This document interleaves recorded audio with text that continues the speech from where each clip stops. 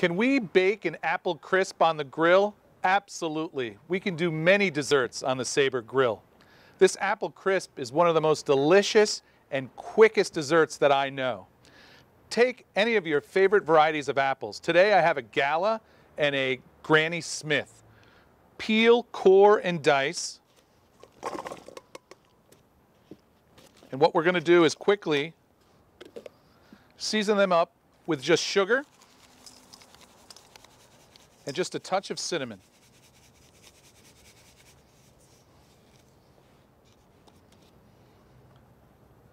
Apples, cinnamon, and sugar. Natural affinity for one another. Coat those apples with the cinnamon sugar mixture.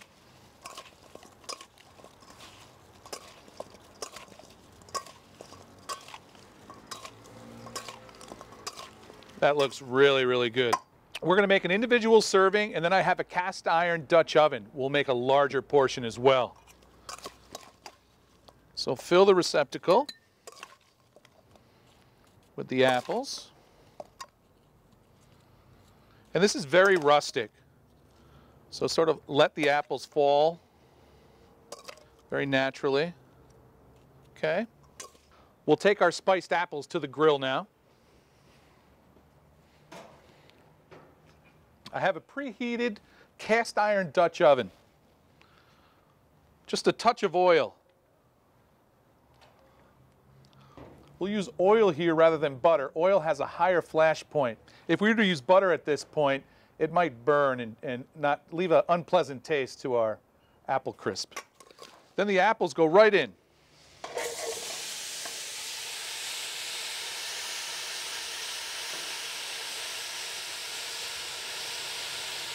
That's the right sound.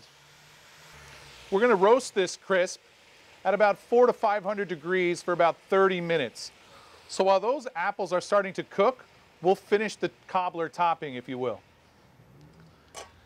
In the same bowl that the sugar and the cinnamon was in, we're going to add flour, brown sugar, and butter. This is cold butter that's been cut into pieces.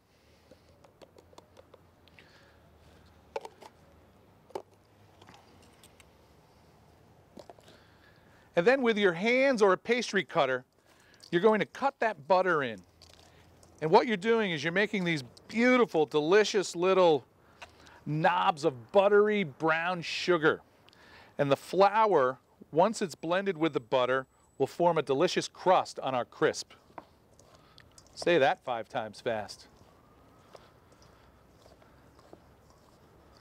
So cutting that in until the butter resembles the shape of maybe green peas, so that they can be equally distributed on top of the crisp.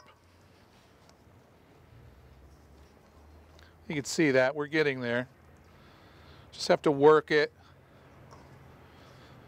2 knives or an old-fashioned pastry cutter work too, but I think there's nothing better than getting right into it. It's very important to get the flour and the butter equally distributed. The butter is going to brown up nice. The brown sugar is going to add a nice crusty caramel color. I just don't want there to be too many large pieces of butter. We want to equally distribute that. All right.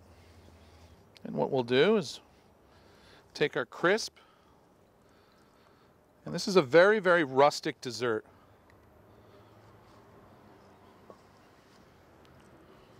Let those pieces get in there. That butter is going to melt, the sugar is going to caramelize, and the flour will form the crust. As this cooks, the apples will cook down, so even though it's over the edge of the souffle cup, by the time we're ready to pull it out of the grill, it'll be even, if not slightly sunken. All right, we'll take this to the grill.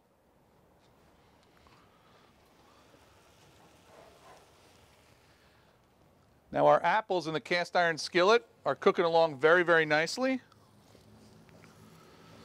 Just sprinkle the crisp topping in.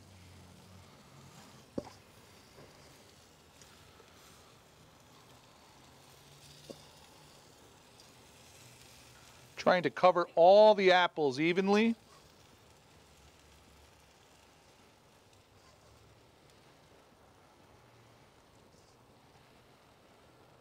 All right.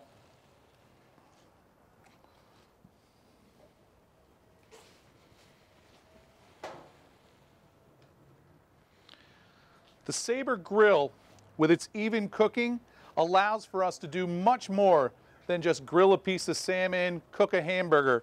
We're going to bake an amazing dessert at about 400 to 500 degrees.